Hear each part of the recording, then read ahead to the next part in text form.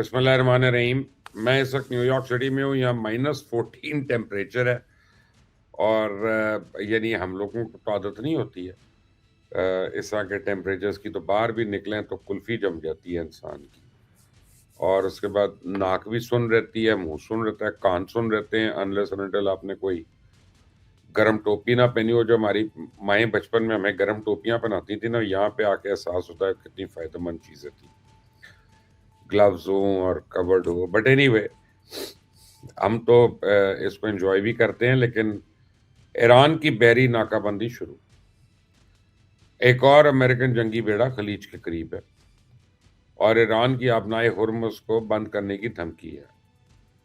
पासदारान इनकलाब की जंगी मशकें हैं, खुदकुश कश्तियां समुद्र में उतार दी हैं और सऊदी वली अहद का ईरानी सदर को फोन। ईरानी वजीर खारजा का कतरी हम मनसब से रब्ता और पहले हमास को गैर मुसल्लह करो नेतन्याहू की यानी बोर्ड ऑफ पीस पे फट पड़ा। बड़ी इंपॉर्टेंट खबरें हैं सारी ये आज की और अहम डेवलपमेंट्स हैं।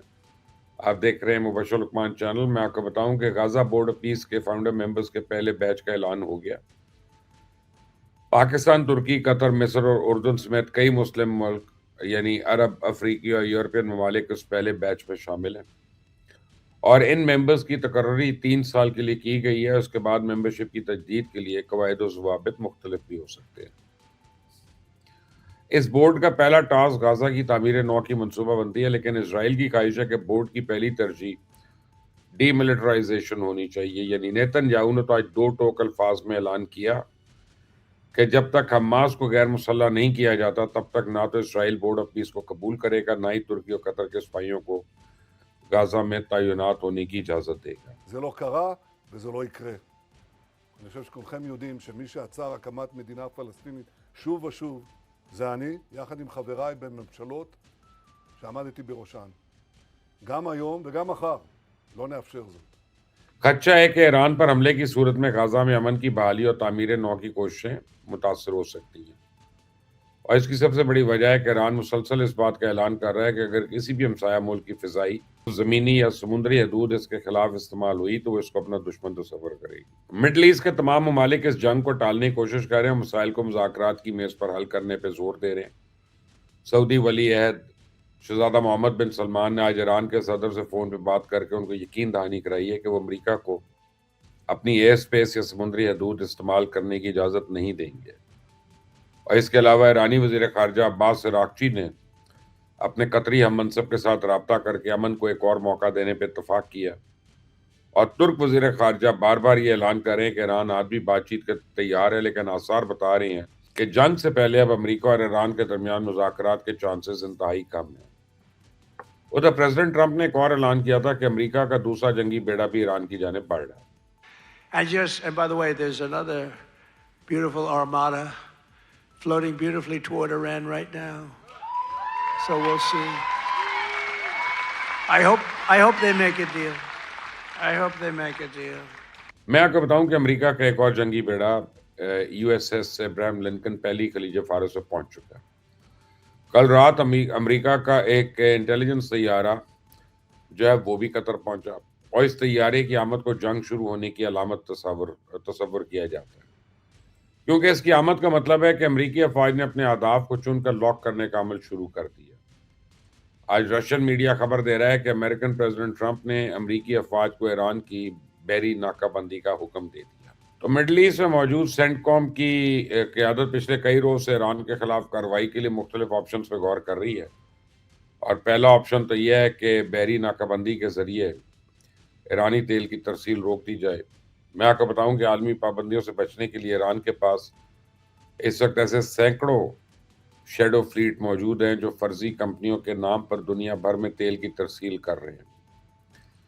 अमरीकी फौज अगर इन शेडो टैंकर्स को रोकने या समुद्र में डुबोने की कोशिश करती है तो ऐसी सूरत में ईरान पूरी कुव्वत के साथ आबनाए हुर्मुज को ब्लॉक करने की कोशिश करेगा और तंग समुद्री रास्ते से आलमी ज़रूरत के 20% तेल की तरसील होती है। अगर ये रास्ता बंद हुआ तो खलीजी ममालिक से दुनिया को तेल की तरसील मुअत्तल हो जाएगी। यूं तेल की कीमत एकदम बढ़ जाएगी और पूरी दुनिया को फिर इस जंग की कीमत अदा करनी पड़ेगी। امریکن فوج کے بعد دوسرا آپشن یہ ہے کہ وہ ایران میں بھی وینزویلا کی طرح کا کوئی آپشن کرے، ایرانی قیادت کو نشانہ بناتے ہوئے بنائے، گرفتار کرے، اس کے ساتھ امریکن فضائیہ ایران کی جوہری اور عسکری تنصیبات پہ بمباری کرے۔ اس آپشن کو استعمال کرنے کا خطرہ ہے کہ عراق، یمن اور لیبنان میں موجود ایرانی پراکسیز اور امریکی اڈوں پہ دھاوا بول سکتے ہیں۔ تو حزب اللہ اور حوثی باغیوں کے ہاں پہلے ہی بڑی تعداد میں میزائل اور ڈرونز موجود ہیں۔ اگر وہ بھی اس جنگ میں شامل ہو گئے تو پھر پورا مڈل ایسٹ جنگ کی لپیٹ میں آ جائے گا اور خطے میں موجود امریکن فوجی جو ہے غیر محفوظ ہو جائیں گے۔ لگتا مجھے یہ ہے کہ امریکہ کبھی بھی ایران میں اپنی فوج نہیں اتارے گا۔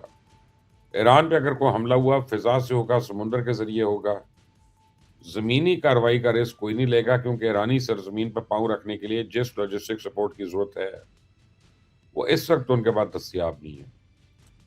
ایران کے اندر بھی اسرائیلی ایجنٹس کی تعداد اتنی نہیں ہے کہ پاسداران انقلاب کا مقابلہ کر سکیں۔ مجھ تک جو معلومات پہنچ رہی ہیں ان کی بنیاد میں صرف یہ کہہ سکتا ہوں کہ ایران کے جوہری پروگرام کو مزید پیچھے دھکیلنے کے لیے جوہری تنصیبات کو تو ضرور نشانہ بنایا گا، لیکن اس کے ساتھ وہ ایرانی قیادت کے اندر موجود اپنے کسی ہمدرد کو اقتدار میں لانے کی کوشش بھی کر رہا ہے۔ ایسا نہیں ہے کہ ایران ان سرگرمیوں سے بے خبر ہے۔ جہاں تک بات ہے رجیم چینج آپریشن کی، تو ایرانی فورسز نے ابھی چند دن پہلے ایران کے ایک سابق صدر منوچر متقی اور وزیر خارجہ جواد ظریف کو گرفتار کیا۔ ان پر امریکہ کے ساتھ رابطوں کا الزام ہے۔ ایرانی قیادت نے دوسرا کام یہ کیا کہ ہنگامی بنیادوں پہ متبادل چین آف کمانڈ ایک متعارف کرا دی ہے، یعنی کسی بھی عہدیدار کو نقصان پہنچنے کی صورت میں متبادل فوری طور پہ اس کی جگہ سنبھال لے گا۔ دوسرا، ایران کی پارلیمنٹ نے حملے کی صورت میں آبنائے ہرمز کو بند کرنے کے اختیار پاسداران انقلاب کو دے دیا، اور ایرانی فورسز نے اگر یہ راہداری بند کر دی تو تیل کی سپلائی یقیناً متاثر ہوگی، اور تیل کی عالمی قیمتیں جو ہیں وہ پھر آسمان کو چھوئیں گی۔ عسکری تیاریوں کے حوالے سے میں آپ کو بتاؤں کہ ایرانی ڈرونز خلیج فارس کی مسلسل نگرانی کر رہے ہیں، اور ایرانی فورسز نے خلیج میں جنگی مشقوں کا اعلان بھی کر دیا۔ ایرانی بحریہ نے بھی تیل کی ترسیل جاری رکھنے کے لیے درجنوں جنگی بیڑے اور خودکش کشتیاں سمندر میں اتاری ہیں۔ اس کے علاوہ یو ایس ایس ابراہیم لنکن کی تلاش میں لیزر گائیڈڈ میزائلوں سے لیس غازہ ڈرونز بھی مسلسل پرواز کر رہے ہیں۔ تو ایرانی میڈیا کے مطابق ایران آج کل روزانہ 400 جنگی ڈرونز تیار کر رہا ہے، اور اس وقت ایرانی فورسز کے پاس 80,000 جنگی ڈرونز ہیں، اور اس ماہ کے آخر تک ان ڈرونز کی تعداد 1,65,000 تک پہنچنے کا امکان ہے۔ تو ایرانی بحریہ نے کل مقامی میڈیا کو ایک ایسی سرنگ کا بھی دورہ کرایا جو سمندر کے نیچے موجود ہے، اور اس سرنگ میں ہزاروں کی تعداد میں میزائلز اپنے لانچنگ پیڈ سے موجود ہیں۔ اسرائیلی میڈیا کئی روز سے چیخ رہا تھا کہ رشیا اور چائنا ایران کو جنگی ساز و سامان فراہم کر رہے ہیں، تو آج اسرائیلی فوج کے چیف آف سٹاف ایال زامر نے نیا دعویٰ کیا ہے کہ رشیا سے Su-35 لڑاکا طیاروں کے 4 اسکواڈرن تہران پہنچ گئے۔ اس کے علاوہ رشیا جو ہے اس نے S-400 ایئر ڈیفنس سسٹم کے کئی یونٹس بھی ایران کو فراہم کر دیے۔ تو ایران کی تیاریاں تو بتا رہی ہیں کہ جنگ ہوئی تو مختصر نہیں ہوگی بلکہ طول پکڑے گی، اور ایرانی قیادت پچھلے کئی مہینے سے اپنے جوہری اثاثے مختلف مقامات پہ منتقل کرنے کا کام کر رہی ہے۔ اس وقت پوری دنیا کی نظریں ایران پہ ہیں۔ امریکہ اور ایران دونوں کی تیاریاں مکمل ہو چکی ہیں، اب صرف ایک سگنل کا انتظار ہے، اور اس کے بعد یہ پورا خطہ ہولناک جنگ کی لپیٹ میں آ جائے گا۔ کوئی بھی ملک اس کے اثرات سے بچے گا نہیں۔ پھر آپ مجھے اس کے بارے میں اپنی رائے ضرور دیجیے گا کامنٹس میں۔ چینل کو سبسکرائب کریں، بیل آئیکن کو پریس کریں۔ انٹل دی نیکسٹ ٹائم، اللہ حافظ۔